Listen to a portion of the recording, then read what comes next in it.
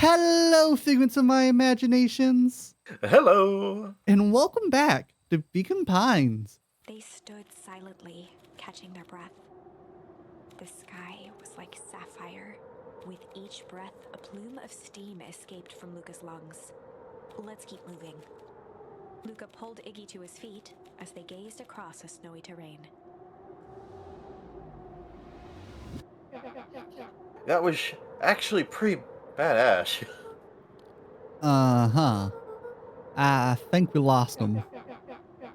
Are we up in the mountains? I don't think so.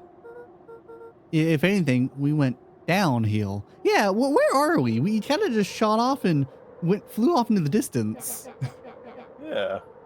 Then what's up with the Winter Wonderland? It's the middle of summer. Well, the start of summer. All right. Yeah. All I know is there's no going back the way we came. Let's see if we can get our bearings. Follow me. Find a way home. Oh, wait. Oh no. What's the readout? Sitting just above 258 Kelvin. That's down a bit from last time. Should we report this to Mr. Kerr? Meh. Still within safe ranges. Maybe spreading, but it's under control for now. Even a small dodge in the equilibrium could cause a cascade. Dude, relax. Just a few more sights to here before we can punch out. Hit before we can punch out. I can read. Sorry, it's cold out here. Let's get this over with. It's cold out here. It's the muffled mask. I blame that one. Do you ever wonder why we're here? Wait. Oh my gosh. This is Beacon Pines. Did we somehow... Did they set it off before? What's all this? Hard to say with all the snow. I think it's a town sign. Unless, have they done this to another town? I can almost make out the letters under there. What town could this even be? There couldn't be another town this deep into Weepwood. I'm looking at evidence to the contrary. Let's find out what we're dealing with here. Step 1. Snow's gotta go. I'll see what I can do. Wait, so maybe did we get knocked out and then brought home afterwards? Maybe? In situations such as these, I find it best to chuck stuff first. And ask questions second. Okay, what can we throw? Yeah, let's find something to throw. Oh, wait. Oh, snowball. Snowball! Oh, wait! So we did get knocked out in this. Disbelief at the sign that now clearly read, "Welcome to Beacon Pines." This is after the festival. This doesn't make any sense. We're in Beacon Pines. How's that possible? We ran away from town. How'd we get back here? I guess we got turned around. Where'd all this snow come from? Well, it's been colder than normal lately. There's a pretty big difference between sweater weather and this Arctic hellscape. The puddle we fought at before, it was cold too. Maybe all of it leads to one source. You think it's related? What the hell is going on? We're gonna get you some answers. Let's keep moving. Part of me feels like we missed a chapter, but I know we didn't. Yeah, no, this is right after we escaped. Luca! Luca, are you there? Luca had almost forgotten the walkie-talkie he was carrying. Oh, it's a Kerr of the radio, not... He's pretending to be Rolo. That Oh, sick yeah, because they bastard. got Rolo last time. It's that bozo cur. I hope nothing bad has happened to you out in those woods. Luca looked at Iggy with hesitation. No need to be rude. With a resigned sigh, Luca responded. It seems like the only dangerous thing in the woods is you. He speaks, the young man of the hour. Now, how in tarnation did you end up with one of our radios? Just lucky, I guess. Yeah, I call Rolo lucky sometimes. Boy howdy, you Van Horns are full of surprises, aren't you? So Mom isn't on all this, or working against this. You knew my parents? I never had the honor of meeting your father, but your mom sure was a handful. Luca winced, shoving the walkie-talkie back into his pocket. We gotta keep moving. It's all frozen. Looking down at the frozen stream, Luca could faintly see a school of minnows encased in the ice. Oh, poor guys. Whatever happened here, it happened fast. The fish didn't even have time to run. Or, swim run. I wonder if the fountain's gonna be exploded when we get over there. Steps trailing Luca went hush. He looked back to see Iggy's face twisted with confusion. Everyone's gone. What? There's nothing here but more snow. I'm sure there's corpses everywhere too. There must be an explanation for all of this. We have to keep looking. You can look all you want. I quit. This early?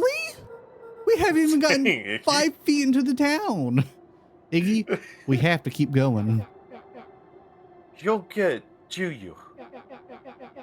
This isn't one of your pathetic Hank atomic stories.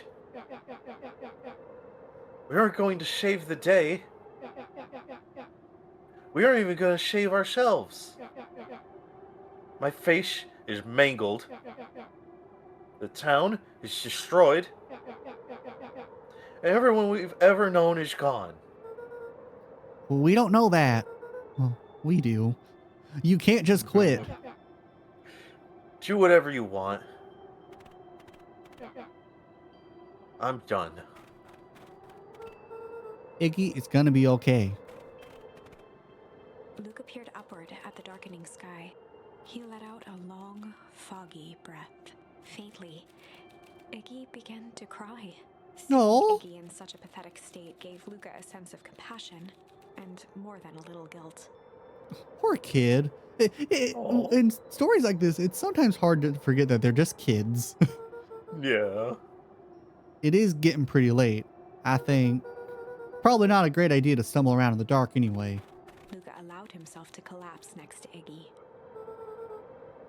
Let's just rest for a The bit. boys huddled together for warmth and comfort. Maybe we should find a place Aw. to hide if we're gonna rest and not lay out in the Yeah. open where they can drag us away. If not for exhaustion, their minds would be racing, trying to make sense of the events of the day. As it was, all they had energy for was to sit in silence, numb. Is that how this chapter ends? They just freeze to death out here? The way the snow covered everything over. It's kind of calming. Yeah. Ugh. I haven't had time to say it, but thanks. Huh?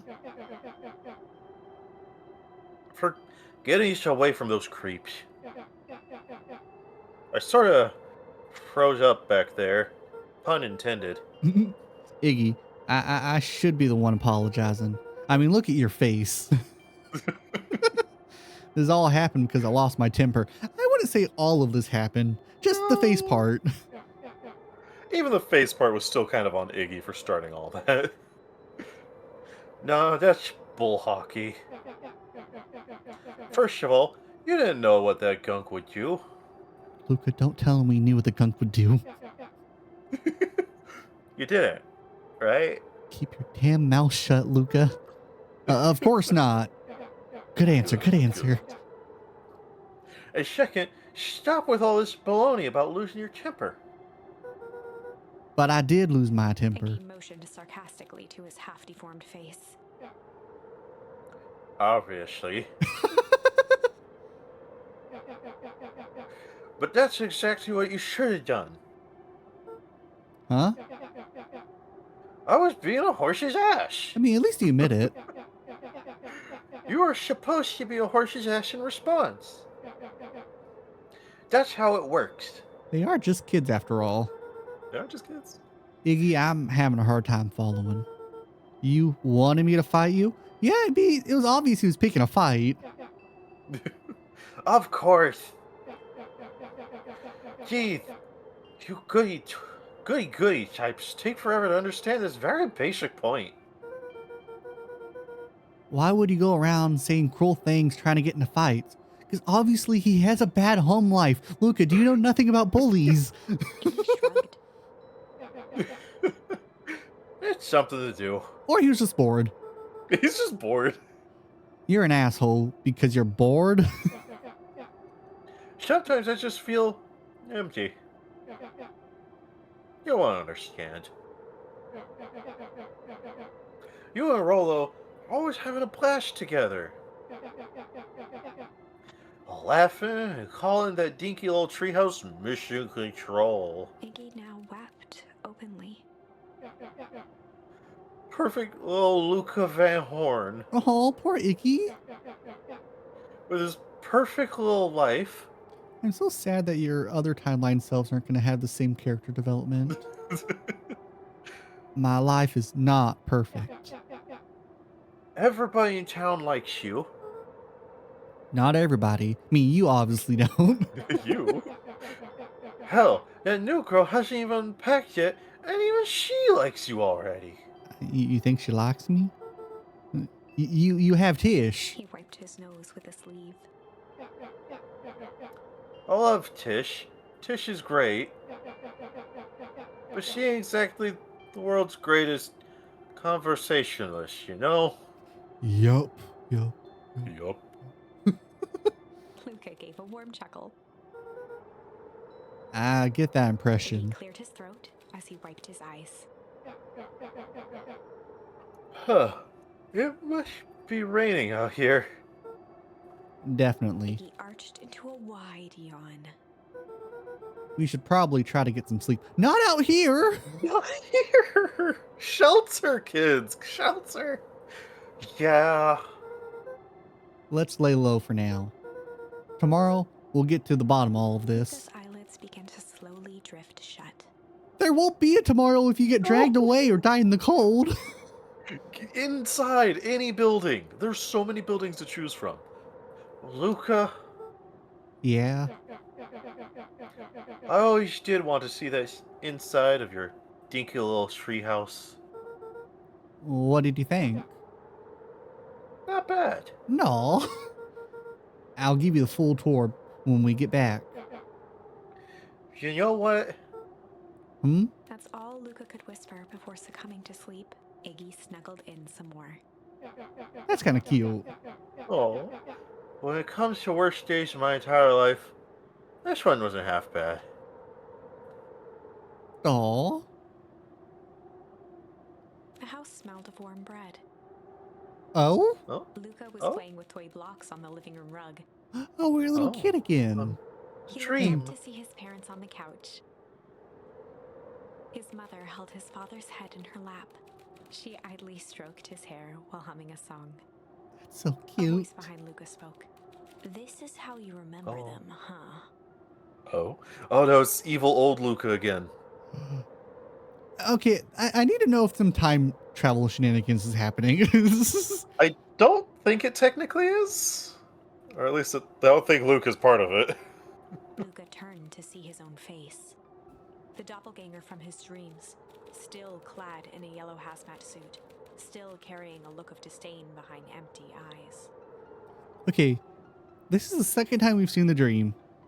Yet, so I'm curious, does the game...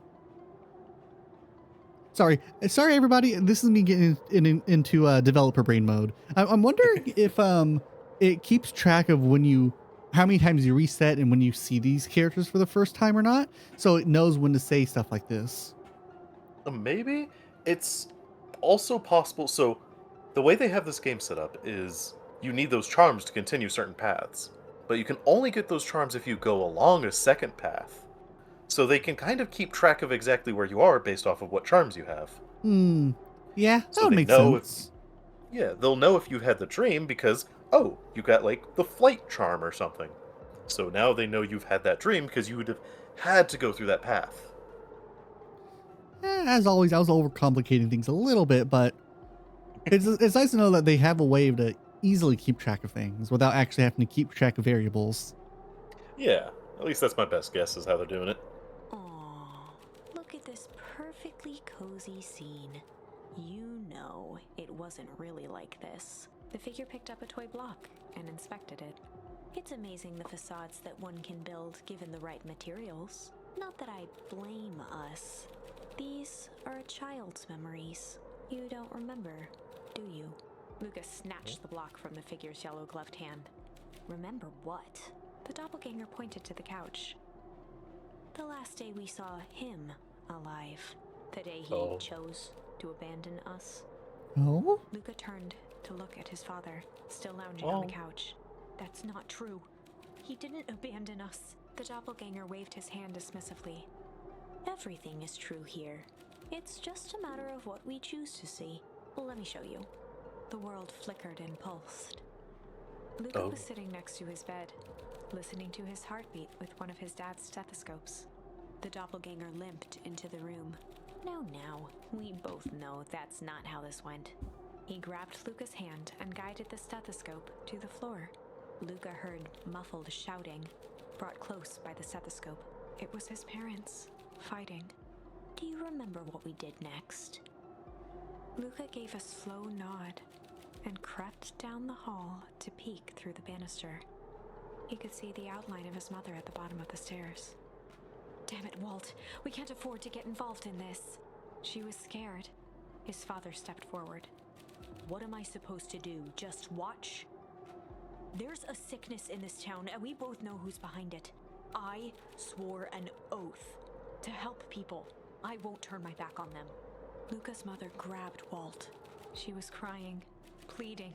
I can't lose you. Walt calmly removed Eleanor's hand from his shoulder. What's right is right. And what's wrong is wrong. I could never live with myself if I let Sharper get away with this. Sharper Valentine, okay. Sharper Valentine. Eleanor raised her voice. Spare me your bullshit platitudes. Wait, didn't Sharper Valentine, isn't he the one that mysteriously disappeared? I think so, yeah. He died during the bad harvest, the foul harvest. I wonder if Luca's dad took him out.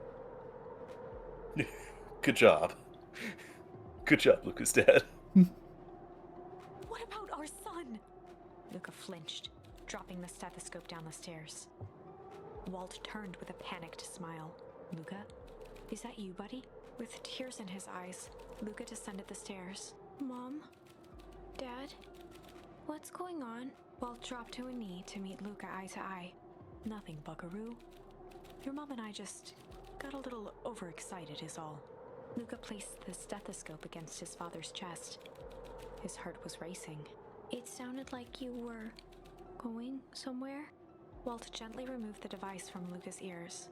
Listen to me, Luca. I have some business to take care of. I'll be back in time to tuck you in. Oh, that's a lie. A very sad lie. Luca hugged his father tightly. Just out to buy some milk and cigarettes. Promise? Walt stood up and walked to the door. He glanced over his shoulder. I promise. With a wink and a grin, he put on his hat and strode out into the evening sun. You survived! Oh my god! A figure approached soundlessly from the foggy snowfall. Obi-Wan. It stood above them, lingering in contemplation. Slowly raising one hand above Iggy, it snapped out 2 brisk raps on his head. Oh, raps like knock knock, okay. From deep slumber, Yeah, knock Iggy knock. sprang up defensively. Just starts rapping. I can't actually do a rap, so I can't mimic what it would be like. I can't either. Get your hands off me. Whether it was the calming presence or the recognition that he was not in danger, Iggy felt his clenched fists lower. Just what do you think you're doing? Luca looked up, gradually remembering his whereabouts. The figure exhaled a cloud of warm vapor. You two certainly have caused a lot of commotion. What's that supposed to mean? Take it easy, Iggy. We were asleep, minding our own business. You're the one running around knocking on people's heads. I'm sorry if I hurt you, Iggy. You didn't hurt nobody. Anybody? Huh? Oh, I see. You think you're better than me? You? When it came to complete strangers, Iggy had trouble cobbling together an insult. Big-headed, scarfy-necked.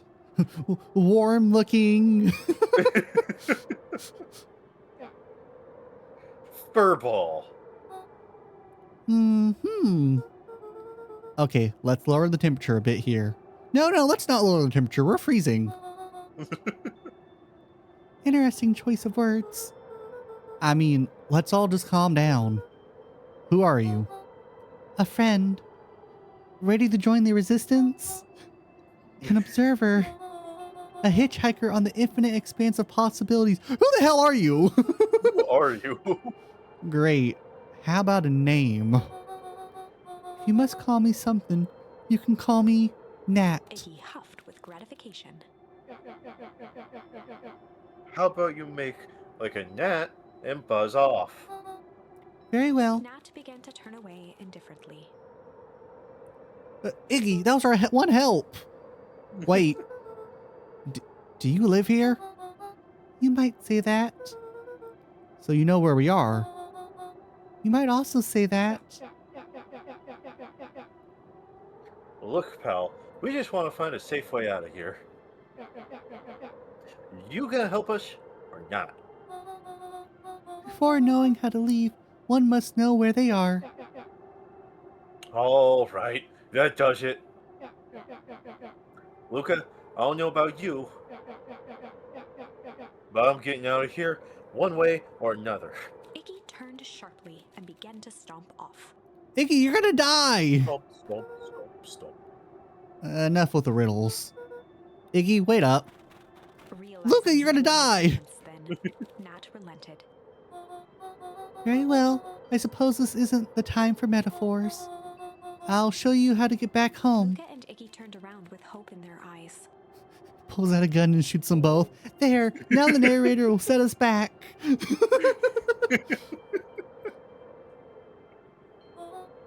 Come here. Nat took a deep breath in. Close your eyes. Nat exhaled slowly, then snapped his fingers. Okay, open them. For a brief moment, Luca and Iggy let themselves believe that some great magic was about to unfold, until they opened their eyes and found themselves in the exact same place. Oh, Cold shit. and disheartened. Ta-da! You've been home all along. You were always on planet Earth. Those damn dirty apes. All right, Iggy, jump him. I want it. Iggy, I want a scarf. Get it. Iggy, I'm cold. Remember the Tauntaun scene from Star Wars? This is your home. This is Beacon Pines. Look, Nat, we don't know how we got here. Maybe we stumbled through some time travel gate in Weepwood, or we teleported to some alternative universe, or this is all just some cruel experiment by Kerr and his goons. But this is not our home. You're inching closer to the truth. Alas, the reality is much less fanciful. Just give it to us straight. Sorry, there aren't any straight people left in this timeline. In this alternate dimension, everybody is gay. So be it. As I said, this is Beacon Pines. The original, true Beacon Pines. Wait, so are we actually jumping through different realities then? Have we landed in the worst possible timeline? Well, The minus worst. Luca being dead? Would this be like the timeline just after they set off the explosion? I think so. It's the timeline we just left, except Luca didn't die. Find a way home. You are home. You both grew up here, but the town you've called your home for the past several years is a replica. A remarkable achievement of engineering, to be fair. Wait. Never mind, I was overthinking again. Did they recreate the entirety of Beacon Pines to figure out what the bomb could do? Is this So, like I one of the haven't little wanted to nuke say it towns out in yet. the desert? I haven't wanted to say it yet, but yeah, this isn't the original one. Notice where we're standing. Where's the building? Perennial Harvest. Oh, you're right. But a replica nonetheless. That's impossible. It's too much work. You need a whole town to replicate a whole town. Indeed, to pull off such a feat would require immense labor power. That which could be moved would be moved. So they took Beacon Pines and pushed it somewhere else. Somewhere else. That which could not would require a precise duplicate. We would have noticed. Someone would have noticed. You'd think so, unless the auditing was impeccable. A mind-numbing attention to detail. As for the innumerable trivialities which complete the tapestry, well, you can leave that to this miraculous thing we call a brain. It has a real aversion to discontinuity, a revulsion even. The brain was an awful way of smoothing out the rough edges, keeping us sane. Narrator? Narrator? Narrator? Look around uncomfortably. So, you're saying that someone made an entire town and moved us all, and no one noticed? Precisely. But why? Why is the question that can never be answered with certainty. The best one can do is to uncover. Narrowed his eyes, furrowed his brow, and uttered, Oh, thank God you're back. The source. Why'd you say the source like that? Because it's a proper noun, dimwit. Why Luca indeed? began to laugh uncomfortably. It's all ridiculous. There's no way they He could. looked down at his feet. His eyes started back and forth in contemplation. With a sudden pain, a thought struck him. Is this, if this really is home? He sprinted off into the pale distance.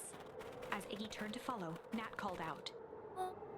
Iggy, it's not too late to turn back. Simply head west through Weepwood.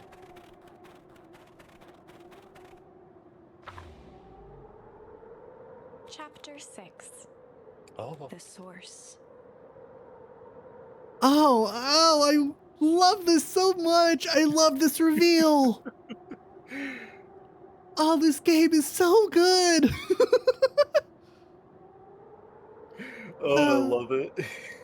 Sadly, I I'm even going to do to all of you what I'm about to do to myself and leave the video here.